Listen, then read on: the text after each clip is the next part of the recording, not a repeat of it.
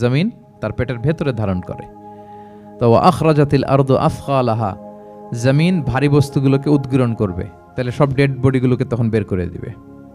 আর কুনুজ যত আছে, মিনারেলস, যত খনিজ পদার্থ আছে পৃথিবীর ভেতরে, স্বর্ণ, যত মিনারেল আছে, ইউরেনিয়াম থেকে শুরু করে যত গ্যাস আছে, প্লাটিনাম আছে, যা আছে, আগুন, অগ্নিকুণ্ড, সব কিছু জমিন বের করে দিবে। মারাত্মক এক বিস্ফোরণের মধ্য দিয়ে জমিন সবকিছু উদ্গীরণ করে বের করে দিবে।